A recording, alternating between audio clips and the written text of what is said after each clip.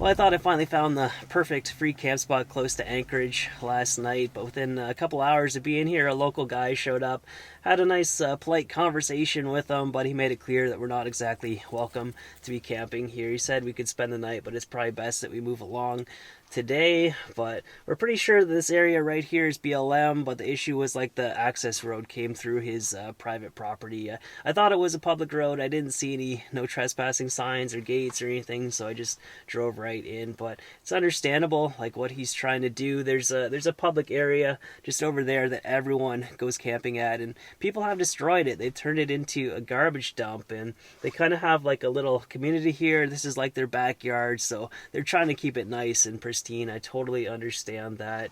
But yeah, my experience with van life in this area around Anchorage has been a bit of a struggle. Anchorage is like a big city. There's a lot of tourism here.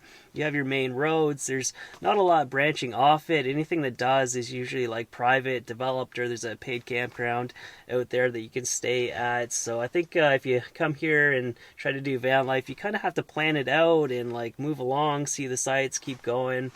But I think for me, I'm probably going to start veering back towards the Yukon at this point. Maybe I'll see what I can on the way. Maybe check out Valdez or something like that. But we'll see.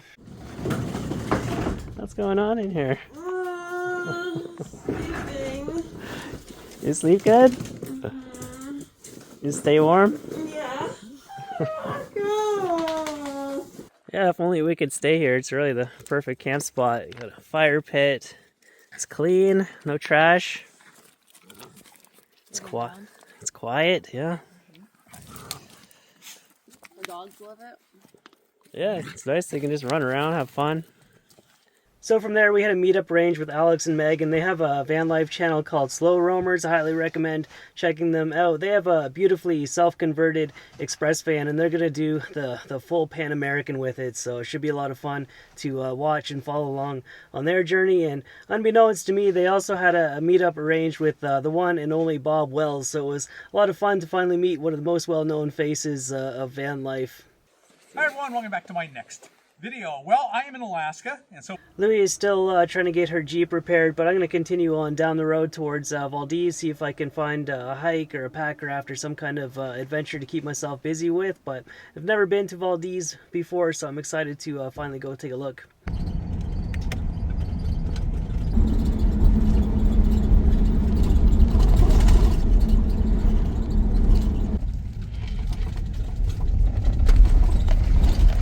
Yeah, this is a perfect spot. This is exactly what I've been searching for the last couple weeks. It looks like there's tons of camping opportunities off the Richardson Highway, and the weather forecast looks beautiful tomorrow, so I'm just like feverishly searching for something to hike up to the top of tomorrow.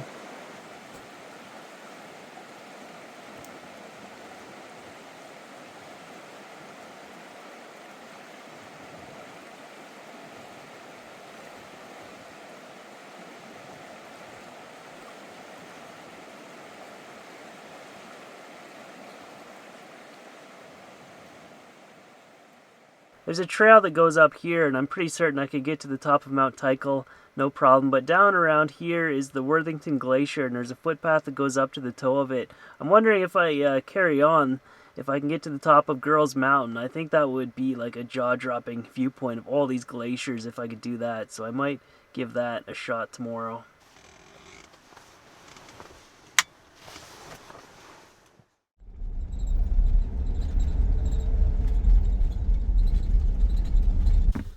Rocco, you want to go for a walk?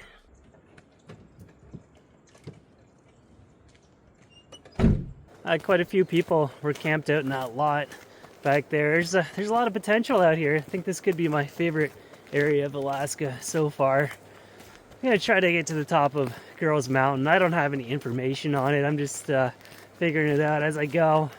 Looks like there might be some glacier travel involved, but either way, if I don't make it, it's going to be a really nice day, so just be good to get out for a hike.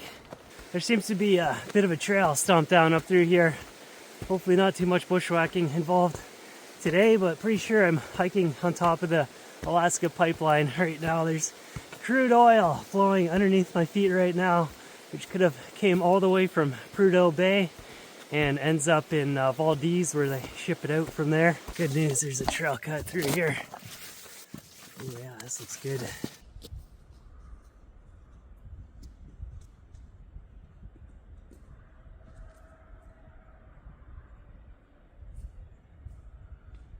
Looks like Rocco needed this hike even more than me.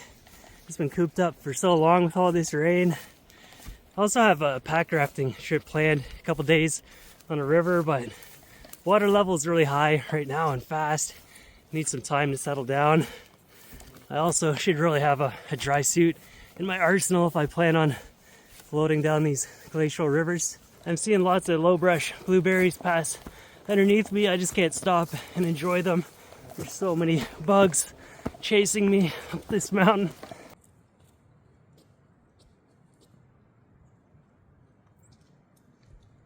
I just cannot escape these ding-dong flies. I have to keep moving. Getting close to the glacier now though. The plan is to try and kick step up the left-hand side of it. Looks like there's a broad ridge up there that'll take me up to the summit. So Bob Wells, he did a van tour, an interview with Alex and Megan there.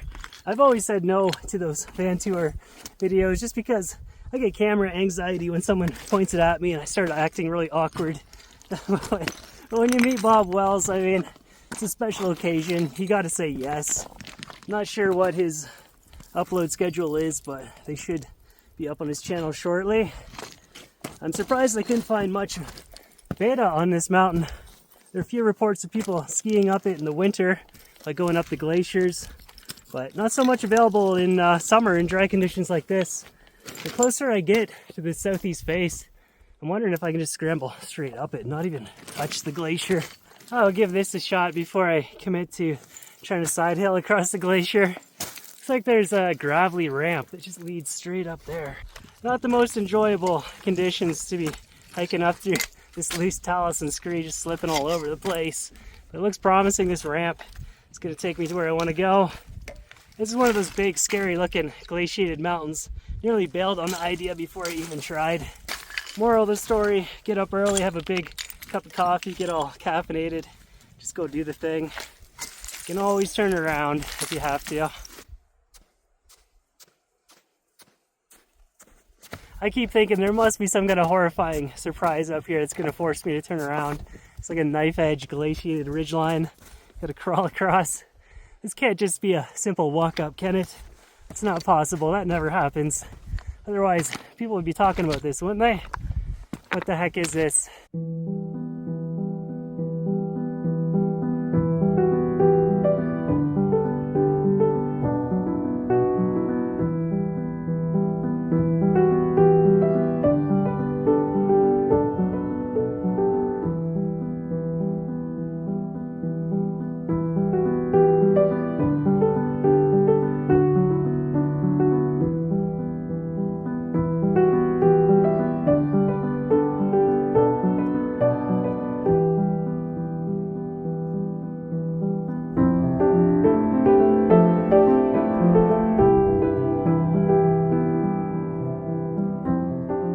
So apparently you can just walk right on up to the top of Girls Mountain. It barely even felt class 3. I didn't have to set foot on the glacier, but it was a good idea to pack in my mountaineering axe. There were a couple of steep snow climbs you could slip on. But yeah, I feel like if more people knew about how easy this was, you'd be seeing a lot more traffic because wow, certainly picked the right mountain to climb today.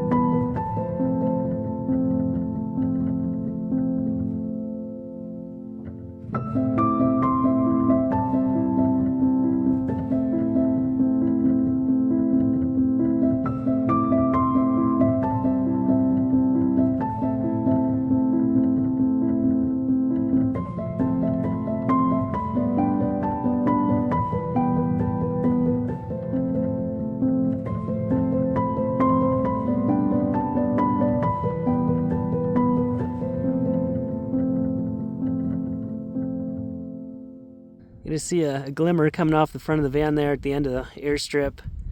And then we have the Richardson Highway and Alaska Pipeline stretching off to the east. Another beautiful day. I can actually sit here for a good hour, soak it all in. It's hard to go back down these beautiful mountains.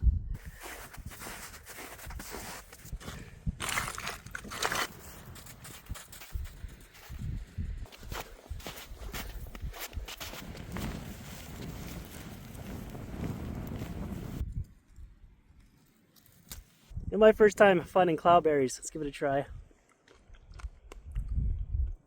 Not bad. Not bad at all.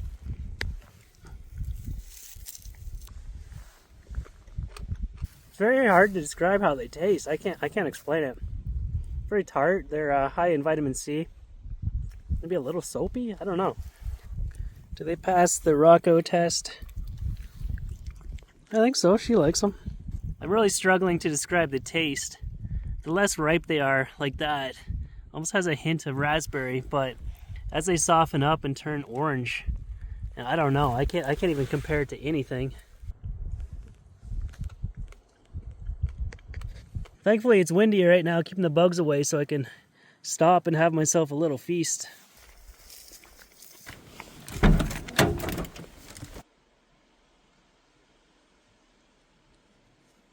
I don't normally talk about video games on this channel, mainly because I just prefer being outside, doing some backpacking and really challenging myself. And I also have a screen sensitivity issue. I get bad headaches, but I have made some improvement lately. So I just recently bought this Miu Mini Plus handheld gaming device. It comes preloaded with all the old like Nintendo and Sega games. They're all in here.